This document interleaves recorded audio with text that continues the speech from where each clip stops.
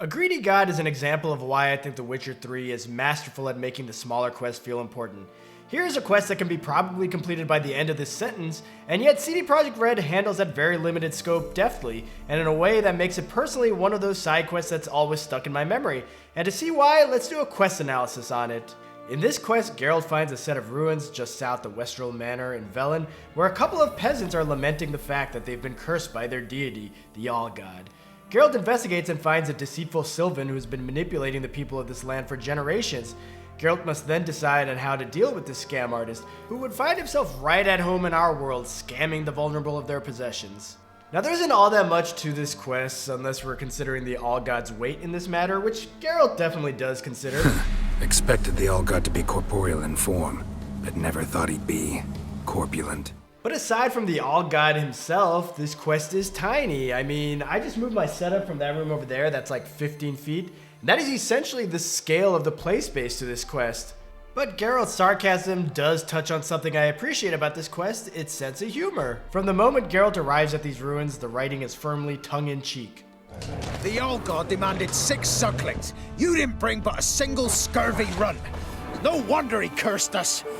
We're doomed! This dialogue is not being played completely straight. It's not making fun of these characters, but it's kind of highlighting how this is a somewhat silly and mischievous situation.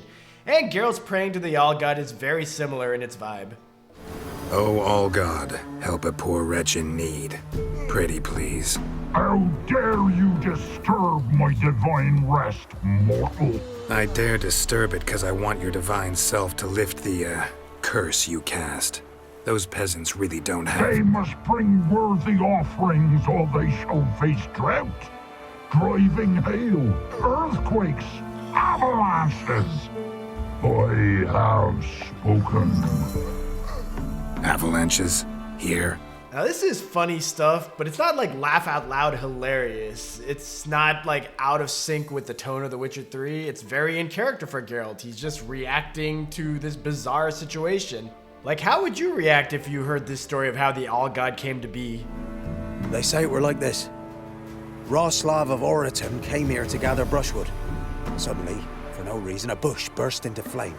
Then, Roslav heard a voice from the ground, demanding offerings and obedience. We've been coming here since then. One winter I found shelter here. Built a fire so large the flames leapt through the crack, lit the bushes above. I coughed from the smoke, and suddenly heard a peasant. A voice out of nowhere, he called. A miracle.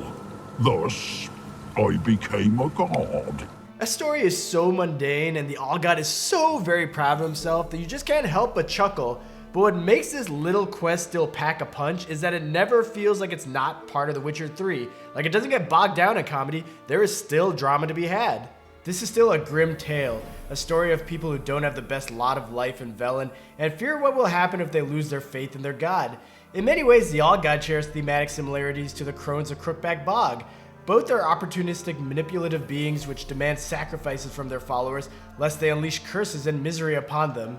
Basically, this tiny and humorous quest that doesn't have much meat to it, it still feels very intrinsic to this world and steeped in the atmosphere of The Witcher 3, particularly in Velen. The quest doesn't stray too far from the themes of humans and their suffering as they try to coexist with other beings in this harsh land, and the final choice here nails that. It's one of those choices where what feels right one moment can feel so totally wrong like a minute later.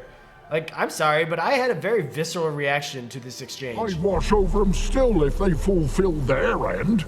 But lately they offer these pathetic scraps. That they steal from the mouths of their children, and to make matters worse, you cast a curse on them. And I'll not lift it till they bring me worthy offerings. I'm to settle for curds and whey? Not a chance. And this despicable piece of crap is another reason why I find this quest so compelling despite its brevity.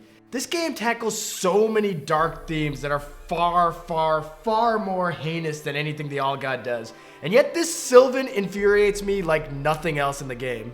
And so this choice didn't even feel like a choice to me. I just killed that bastard. What to do with Annabelle in a tower full of mice, to kill her, release the spirit under the hillock, even whether or not to empathize with the Baron, I spent so much time dwelling on those choices. This one though, it's like my eyes glazed over, I got tunnel vision, there was only one choice here. But before I psychoanalyze my troubled mind, let's dive into some gameplay. This is actually a pretty unique fight. I mean, he does that ground pound thing that a lot of these giant monsters do, but he also shoots flames from his mouth and hurls fireballs at Geralt. That felt novel for The Witcher 3, which isn't something I say often for the base game. What isn't novel is using the Witcher senses, because that's what we do in every quest. It usually doesn't bother me because I like Geralt's dialogue during these sections of the game, but it does stick out for me in A Greedy God, just because of how small the playspace is. By forcing us to use the Witcher senses in this tiny quest, it kind of draws attention to the fact that the game is a bit too reliant on this mechanic. I get that it's there so that you can investigate this mound of rubble and discover that it's an illusion, but I also think it's kind of silly how this quest is locked behind getting the Eye of Nehelini from Kira Metz, so as to hide this entrance. But by drawing attention to this, all I can think is the Allgod has ruled this land for generations, and yet not a single time did a child go over to the rubble and be like, hey, let me hop up and down on this and then fall right through. But hey, instead of psychoanalyzing these unseen children, let's get back to psychoanalyzing me. And let me tell you, after killing the Allgod, I was pleased to hear Geralt sound as gleeful as I felt, though I'd like to think I'd be more tactful with what I say. Got good news. Your god's dead. Yeah, my personal communication style is not to tell someone that, hey, I vanquished your entire belief system.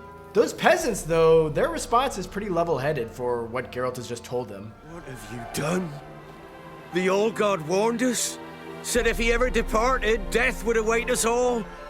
Come on, Tribor. We must tell the others. Only group prayer can save us now. The peasants' reaction surprised me here, though it really shouldn't have. I'd played the prior games before this, so I knew how these choices sometimes go not the way you'd expect.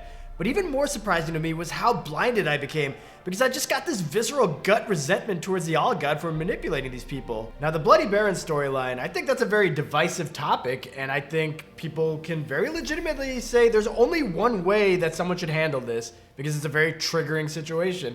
Likewise, a character like Ashley Williams in Mass Effect, a lot of people just label her as a space racist, and that's it about her. There's nothing else there. There's no nuance there. I had a similar reaction, but to the freaking Greedy God. Like, I was legitimately troubled by the peasant's reaction because it went against what I perceived as right. But now analyzing this quest, it's making me think about how we all have very different perceptions of things.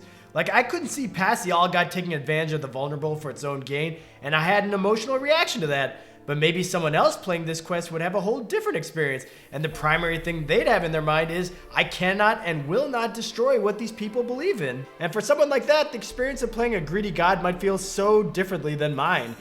Listen here, lardass. You're gonna be satisfied with what you get, or I'll feed you to the ravens. No, fine. I'll sup more modestly.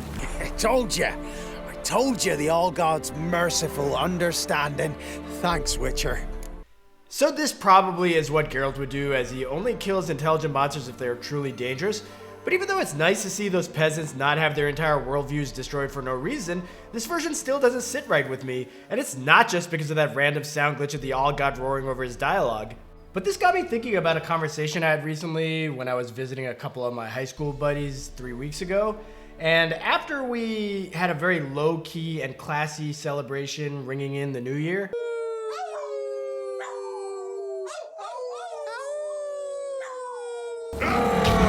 and after getting a really good night of sleep, we had a really deep and philosophical conversation on morality and faith. And it hit me, my one friend and I, we have very similar values, but we come at things very differently. Something that violates my personal code of morality, something like the Allgod manipulating and taking advantage of these poor peasants, maybe that wouldn't affect my friend in the same way as self-righteously just destroying their religion. So should he play The Witcher 3, he may very likely have a very different experience with this quest than I did.